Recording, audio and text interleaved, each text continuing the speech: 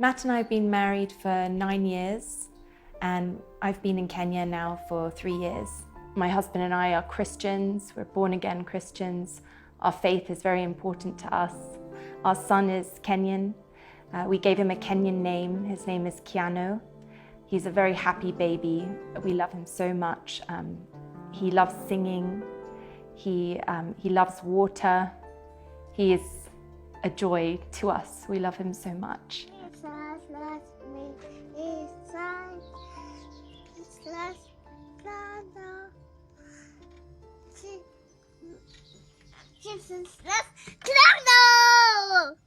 When we applied to court to become his legal guardians, we were just so overjoyed that we would have his parental responsibility through the Nairobi Children's Court. We've now been legal guardians for over 2 years. Nice job! Kiano has epilepsy. We don't know the reason for that. There's a lot of tests that need to be done still. I met him when he was very sickly in a children's home. He was already 6 months old, but he looked like a newborn baby with a big head. He's had a seizure for 6 hours that left him in an induced coma in the hospital.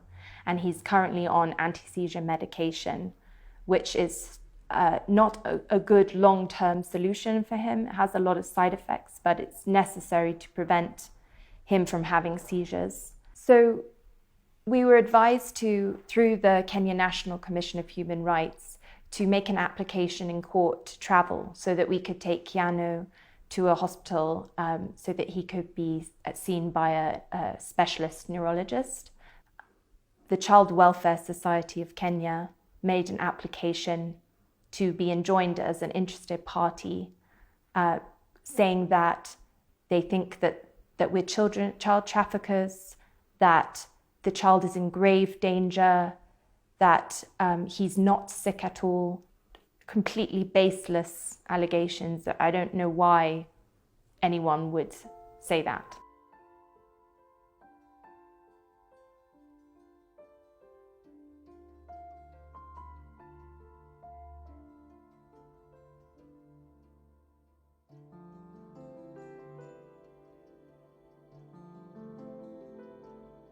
My name is Peter Kamau. I work at Child in Family Focus, which is an organization that champions family-based care for children, purely because of my own upbringing in a children's home for my entire childhood. Child Welfare Society of Kenya is headed by one, Irene Mureithi, a very dangerous woman.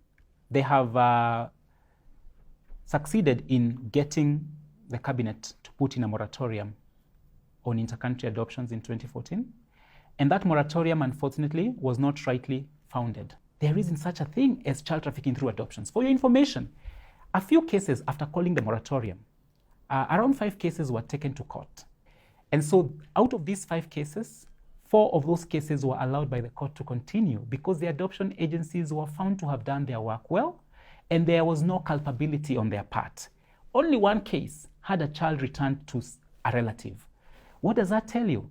Out of the thousands of successful adoptions in this country, you have only 1 case that you're using to demonize the entire sector.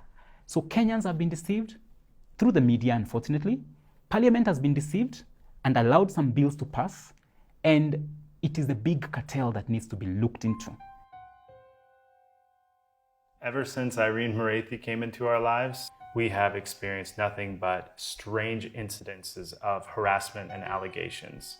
It has been everything from being detained at the airport to being accused of beating our son to being accused of trying to flee the country and being challenged in court, saying that we have falsified court documents or misled the court, that Kiano's not sick, that all of our medical reports are fake, and that we're unfit to be guardians for a variety of reasons.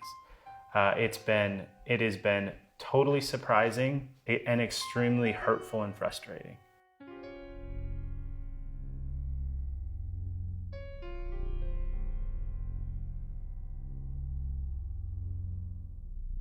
Friday evening, and out of nowhere, these people came to our house. It was like 13 people.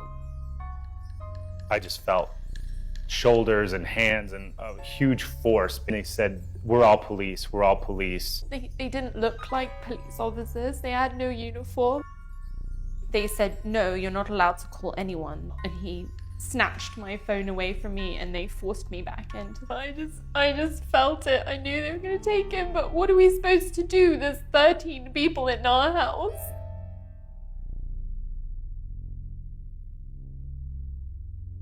What happens to the children who are placed in these families and withdrawn from those families? The trauma is huge because children are used to a particular caregiver.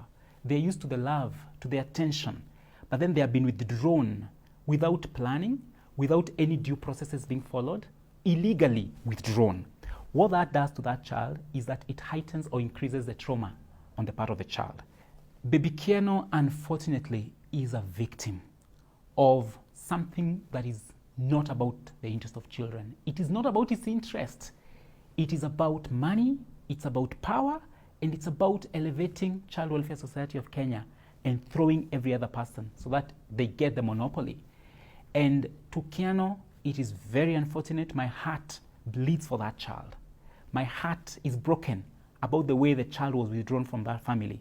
A family that was following a legally right process is today being put out as a child trafficking family. And it is very sad, and it is not in the interest of this child at all, at all.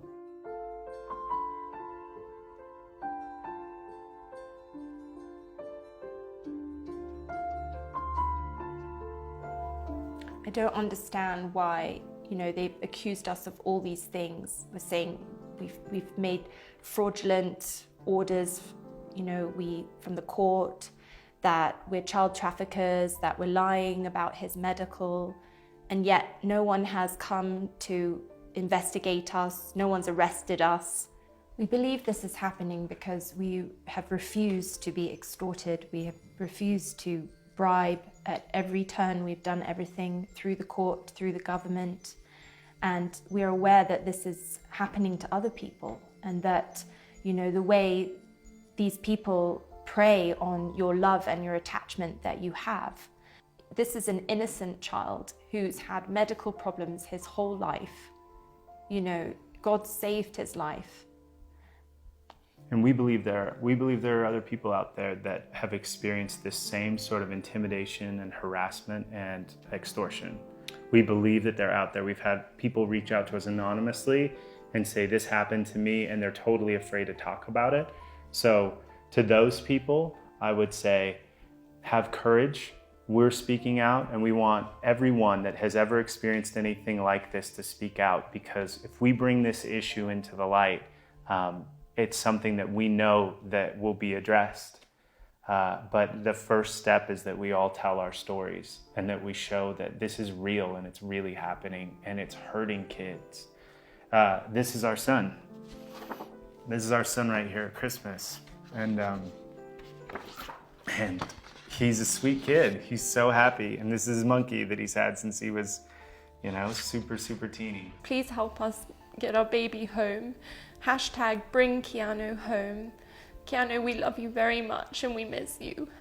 Mom and Daddy love you very much.